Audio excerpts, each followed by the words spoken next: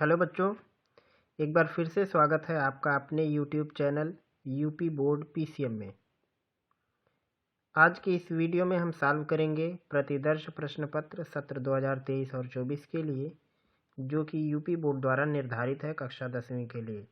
विषय विज्ञान है और आज इस प्रतिदर्श प्रश्न पत्र का तीसरा पार्ट हम आपके सामने लेकर के आए हैं। पहले पार्ट में हमने 20 प्रश्न जो कि OMR शीट पर आते हैं वो सॉल्व किया है और उसके बाद इसके दूसरे पार्ट में हमने वर्णनात्मक प्रश्न जो होते हैं उसमें फिजिक्स के खंड को सॉल्व किया है,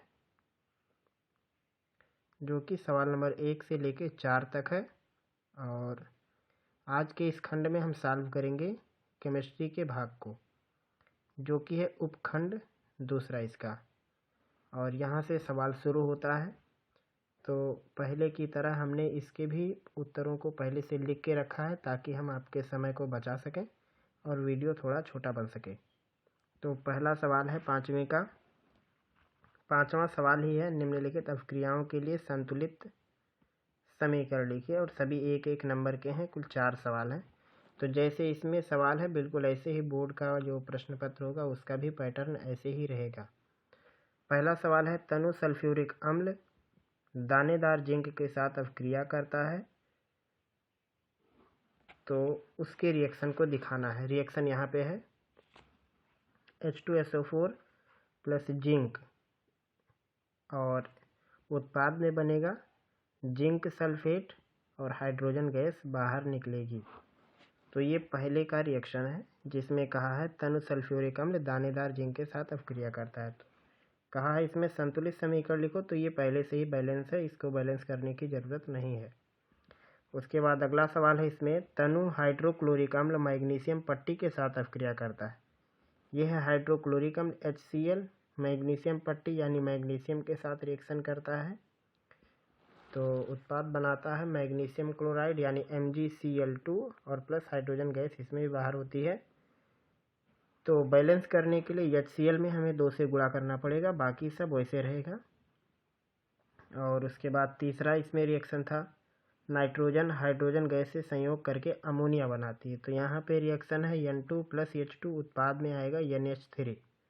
बैलेंस करने के लिए H2 में 3 से गुणा और NH3 यानी अमोनिया में 2 से गुणा कर देंगे, तो जितने इधर तत्व हैं उतने ही तत्व उधर भी हो जाएंगे, उनकी संख्या बराबर हो जाएगी। और उसके बाद यहाँ पे चौथा दिया हुआ है, हाइड्रोजन सल्फाइड गैस का वायु में दहन होने पर जल एवं सल्फर डाइऑक्साइड बनता है। तो ये इसका बैलेंस है H2S, यह है हाइड्रोजन सल्फाइड, वायु यानी ऑक्सीजन, और इसमें कहा है कि जल और सल्फर डाइऑक्साइड बनता है, तो जल यानी H2O और सल्फर डाइऑक्साइड यानी SO2 बनता है। बैलेंस करने के लिए H2S में 2 से गुणा, ऑक्सीजन में 3 से गुणा और H2O में 2 से गुणा और SO2 में 2 से गुणा करेंगे, तो सारे तत्व इसमें भी बराबर हो जाएंगे। तो यह 5वां और इसके 4 खंड और यहाँ पे उनका संतुलित रासायनिक समीकरण है।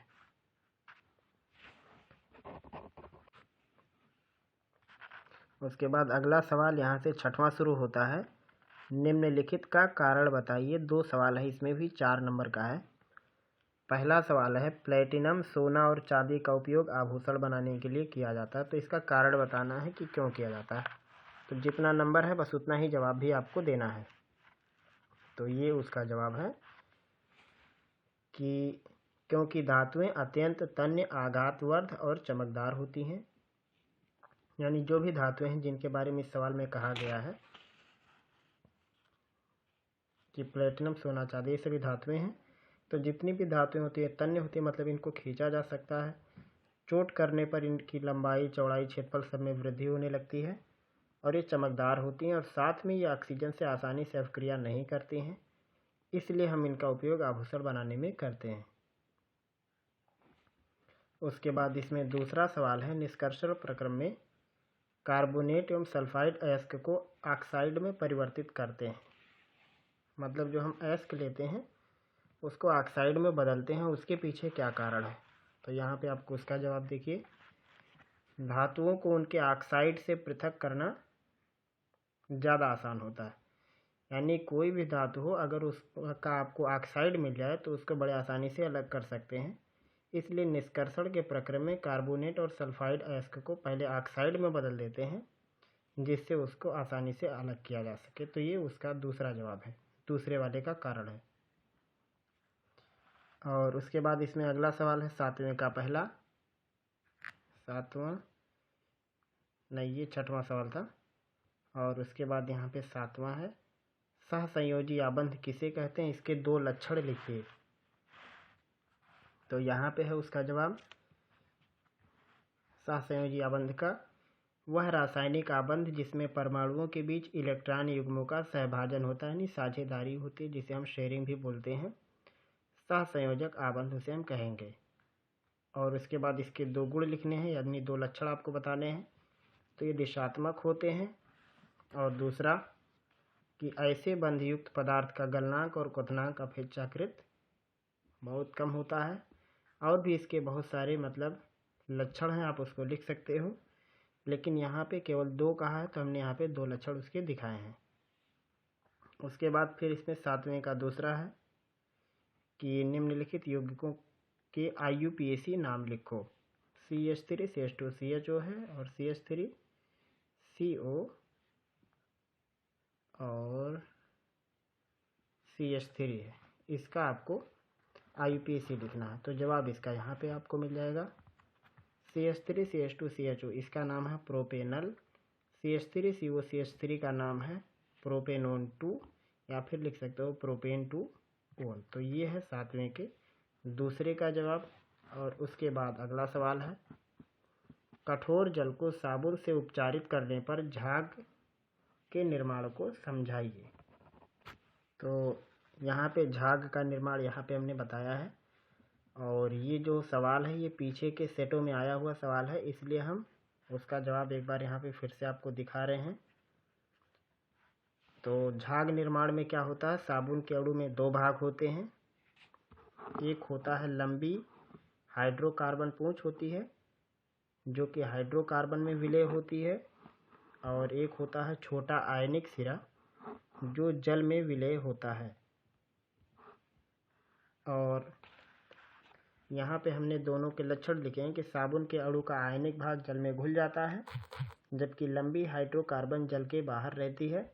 जल के अंदर इन अणुओं की एक विशेष व्यवस्था होती है जिससे इसका हाइड्रोकार्बन सिरा जल के बाहर बना रहता है, जबकि आयनिक भाग गुच्छे की सतह पर आ जाता है और मिसेल यानी झाग का निर्माण हो जाता है। यहाँ पे आप चित्र देख सकते हैं, कुछ इस प्रकार से होता है। तो ये इसका जवाब है कि झाग का निर्माण या मिसेल निर्माण कैसे होता है। यहाँ से यहाँ तक है इसका जवाब। और उसके बाद इसमें 7वें में यहाँ पे 3 सवाल है 6 नंबर का। उसके बाद ऑप्शनल रहेगा, वो उसमें भी 3 सवाल रहेंगे। आप चाहे ये ऊपर के तीनों करो और या फिर ये तीनों, ऐसा नहीं करना कि उसमें से कोई एक कर लिया 2 इसमें से, ऐसा नहीं, पूरे एक सेट का 3 या फिर ये पूरा एक सेट 3, इसमें से कोई भी आप कर सकते हो। तो इसमें कहा टिप्पणी लिखो, विकृत गंधिता, रेडॉक्स अपक्रिया और एस्टरीकरण अपक्रिया। 3 सवाल हैं, तीनों का जवाब हमने लिख के रखा है यहाँ पे। पहला है विकृत गंधिता, जैसा नाम वैसा काम है, मतलब गंध में विकार उत्पन्न हो जाना। तो जवाब इसका यहाँ है, जब भोजन में वसा और तेल ऑक्सीकृत हो जाते हैं तो भोजन का स्वाद और गंध दोनों बदल जाता है, इसे हम विकृत गंधिता कहते हैं। यह रासायनिक अपक्रिया भोजन के पोषण का जो मान होता है उसको भी ख़त्म कर देती है, यानी उसका जो पोषक तत्व होते हैं उसको भी धीरे धीरे समाप्त कर देता है। इसको रोकने का तरीका है कि इसमें कोई भी मतलब ऐसा पदार्थ मिलाएं जो कि प्रति ऑक्सीकारक हो, यानी उसकी उपस्थिति में ऑक्सीकरण ना हो, तो उससे विकृत गंधिता को रोका जा सकता है। तो ये है विकृत गंधिता के ऊपर छोटी सी टिप्पणी। और उसके बाद अगला सवाल है, अगला है रेडॉक्स अपक्रिया। तो इस प्रकार की अपक्रिया में ऑक्सीकरण और अपचयन दोनों साथ साथ होते हैं, और ये कई प्रकार की होती हैं, जैसे अपघटन अपक्रिया, संयोजन अपक्रिया और विस्थापन अपक्रिया। इतना ही आपको लिखना। आप चाहे तो इसमें 1-2 रिएक्शन का एग्जाम्पल भी दे सकते हो। और चाहे तो आप अपघटन, अपक्रिया, संयोजन और विस्थापन इन सब का एक एक एग्जाम्पल के साथ इसकी भी परिभाषा अटैच कर सकते हो। और उसके बाद अगला है इसमें एस्टरीकरण, उसके ऊपर टिप्पणी लिखनी थी। तो उसका भी हमने यहाँ पे जवाब लिख दिया है कि इसमें कार्बोक्सिलिक अम्ल और एल्कोहल के बीच रासायनिक अपक्रिया होती है और यह एक प्रतिवर्ती रिएक्शन है, यानी अगर इसको ऐसे छोड़ दिया जाए तो ये वापस अपने मूल रूप में आने लगता है। तो यहाँ पे हमने एक रिएक्शन लिख दिया है कि कोई कार्बोक्सिलिक अम्ल ले लो और कोई भी एल्कोहल आप ले लो तो एस्टर बनेगा और साथ में पानी बनेगा। इसका उपयोग आइसक्रीम, मिठाइयों आदि का स्वाद निर्मित करने में होता है। तो ये है 7वें का जो ऑप्शनल है उसके 1, 2, 3 जो खंड है उनका जवाब। मुझे उम्मीद है कि आज के इस सेट में हमने जो आपको बात बताया है सब कुछ समझ में आया होगा। आगे के पार्ट में हम इसके बायो वाले खंड को सॉल्व करने की कोशिश करेंगे। तो पढ़ते रहिए, अपनी तैयारी और भी बेहतर तरीके से करते रहिए। फिर मिलेंगे हम लोग जल्द ही अगले पार्ट में अगले टॉपिक के साथ।